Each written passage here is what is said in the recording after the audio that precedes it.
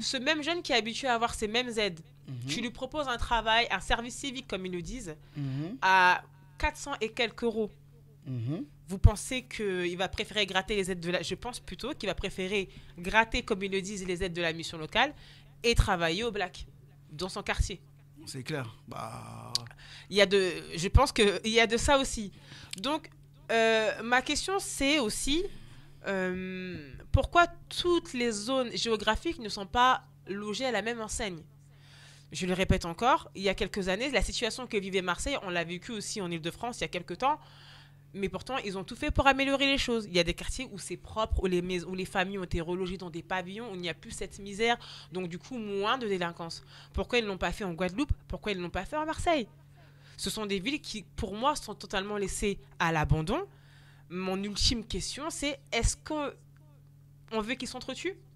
Alors moi, ce que j'ai vu, c'est que là, j'ai appris un truc il n'y a pas longtemps, suite à une discussion qu'on avait eue par rapport moi, je suis du 95, et donc tu m'avais dit, bon, écoute, en insertion, ils sont des très mauvais élèves. Et après, parce que j'ai appris aussi parce que, bon, comme le premier employeur du 95, c'est l'aéroport, donc beaucoup de subventions vont à l'aéroport, et donc il n'y a plus grand-chose pour tout le reste. Et donc, ce qui se passe, c'est que le problème, il est là. L'aéroport et l'hôtellerie. Bah, ce qui se passe, c'est que comme c'est des grands employeurs, ils vont voir le conseil du Val d'Oise, et c'est nous qu'on emploie plus, donc tu peux pas parler avec eux. C'est comme les grands distributeurs. Sauf que malheureusement, ceux qui profitent de l'aéroport, des postes à l'aéroport, ce sont ceux qui habitent le 93 limitrophes à l'aéroport. Parce que la première question que j'ai placée des gens, beaucoup de personnes à l'aéroport, la première question qu'on me pose au téléphone, est-ce que cette personne habite dans une zone filéo? La zone philo ne se trouve pas partout, mais plus particulièrement dans le 93 aussi. Donc c'est-à-dire qu'ils prennent l'argent du 95 et ils prennent des employés moins chers et financés du 93 et financés par les contrats aidés. Ah ouais, ça ils ont tout compris. D'accord. Non mais je pense que il y a une réalité. Je pense que les gens sont là pour prendre leur oseille et manger. Tu vois, je veux dire, c'est comme on apprend. Tu vois, il y a des gens qui se battent. Nous, on entreprend tout ça. Mais il y a des gens, par exemple, qui sont dans des CE de certaines entreprises. Tu peux pas les battre en confort. Comme je te donne un exemple, je sais pas qui sont les personnes du CE de Air France, mais tu peux pas battre ces gens-là en confort. Parce que déjà quand tu travailles à Air France, il y avait déjà une rumeur. Bon, après, je crois que ça a évolué parce qu'il y a eu la crise. Mais quand tu travaillais à l'aéroport, tu payais que 10% du billet. Donc un billet qui était 1000 balles, tu payais 100 euros. Donc imagine-toi déjà 2 minutes que déjà tu es un employé, tu as droit à ça. Alors le CE, c'est quoi? Je sais pas, mais... C'est pas que je sais pas, mais c'est que j'ai pas trop envie qu'on s'éloigne du truc, mais on y est, la question c'est, moi je n'habite pas à Marseille, je ne sais pas, mais la question c'est, parce que tu connais aussi, est-ce qu'il y a des mairies annexes chez vous? Est-ce qu'il y a des services décentralisés chez vous? Est-ce que vous avez un commissariat près de chez vous? Est-ce que votre quartier a été rénové? Attends, ce que j'ai appris, c'est que en fait l'État, il y a un moment, il donne des budgets aux villes. Donc que font les politiques de la ville? Que fait la politique de la ville à Marseille? Si à un moment, la politique c'est-à-dire que la ville, elle a pas le budget qu'elle souhaite avoir, et puis il faut dire ce qu'il y a des gens, ils sont là pour manger. Parce que s'ils investissent... Ah mais merci, donc j'ai compris. Donc en gros, ce que tu veux me dire, c'est qu'ils investissent tous dans le Vieux-Port? Moi, par contre, je ne sais pas où va l'argent. Je viens de comprendre. Mais tout ils investissent dans le Vieux-Port. Moi, ce que je sais qu'aujourd'hui, moi, je pense pas que les hommes, je vais pas mettre tout le monde dans le même sac, mais beaucoup de gens qui font de la politique ne font plus de la politique parce qu'ils veulent améliorer la vie des gens. Ils font de la politique parce que c'est la meilleure planque. Parce que tu as un chauffeur. Alors imagine, tu peux gagner 5-6 000 euros, mais tu ne payes pas ton loyer, tu ne payes pas le chauffeur, tu ne payes pas la voiture, tu ne payes pas l'essence, tu ne payes pas tes vêtements. Tu vois. Donc c'est que de l'argent que tu mets de côté. Tu vois. Donc tu vois, c'est-à-dire que quand à un moment, après c'est humain. C'est-à-dire qu'à un moment, tu sais que comment, bon, tu vois là, au début tu travailles, mais à un moment tu rentres, t'as droit à tout ça. Donc ce que je suis en train de nous dire, merci, ça vient pas de ma bouche pour une fois. Oui. Ce que je suis en train de nous dire, c'est que même les politiques, peut-être dans certaines villes, sont mafieuses.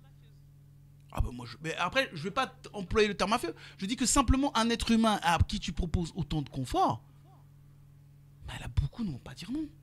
Sachant que le pouvoir d'achat se dégrade, que la vie en général se dégrade, eux, ils mangent encore bien. Voilà. Donc la question, c'est où est passé l'argent des politiques de la ville plus particulièrement sur la ville de Marseille Moi, je me dis, ou les départements de la moi, Guadeloupe. j'essaie de chercher comment améliorer plutôt la vie des gens comme toi. Tu Bah fais. oui, mais justement, on améliore grâce à la politique de la ville. Qu'est-ce qu'ils ont mis en place? En face de toi, tu as des gens qui sont là pour manger. Qu'est-ce qu'ils ont mis en place? Et ensuite, deuxième... Est-ce que tu sais te servir de ça, là, juste pour que... parce que je crois qu'elle, on la voit pas. Je voulais qu'elle commence à... Il est 45, Oui, moi, on ne me voit pas et j'ai mes internautes qui se déconnectent et j'ai envie qu'ils me voient. Ah non, non, non, et qu'ils me suivent. Je crois qu'il faut appuyer sur son... partager le direct. Je serai très bientôt en ligne. Partagez, commentez. Je me rappelle plus, normalement, c'était ça. Et là, ça c'est toujours pas. Tu sais comment passe basculer l'image dans l'autre sens? Je vais essayer. Et du coup, pour terminer, Dis-moi. ma deuxième question, j'espère qu'on pourra en discuter la prochaine fois. Non, on pourra dépasser un petit peu. On a commencé Pourquoi, donc du coup, ça fait 2 semaines qu'on parle que d'escalade de la violence, nanana, l'ordre et tout. Ma question, c'est... Parce que donc, je suis chargée d'insertion, donc je m'occupe des personnes qui sont incarcérées.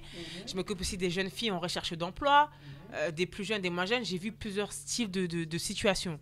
Donc ma question, c'est pourquoi on parle plus des violences au quotidien en sachant qu'il y a des crimes pédopornographiques et des viols intrafamiliales tous les jours et on n'en parle jamais à la télé? Pourquoi toujours rester concentré sur les violences dans les quartiers, or que j'ai posé la question à un ami. J'ai posé Tu es arrivé? Ah ben super. J'ai posé la question à un ami qui est éducateur. Il m'a dit sur 10 filles qui suivent, il y en a 7 qui sont victimes de viols intrafamiliales. Mais il y en a énormément. Énormément. Écoute, Boubou, dans mon travail, j'ai au moins... tous les 3 mois, je vais avoir une fille qui est victime de viol intrafamilial. L'éducateur avec qui je parlais aujourd'hui, il m'a dit sur 10 filles, 7 ont été victimes de viol intrafamilial. Mamma mia. Pourquoi ce n'est pas mis en lumière? Tous les jours, on nous parle de violence dans les quartiers. Tous les jours, on nous parle de trafic de drogue. Or, les violences dans les quartiers, ça n'arrive pas tous les jours. Mais les viols, ça arrive tous les jours. Il serait peut-être temps de mettre aussi la lumière sur ce genre de crime. Mais pourquoi on ne le fait pas? Parce que le public, le profil ne correspond pas aux personnes issues des quartiers prioritaires de la ville? Voici ma question.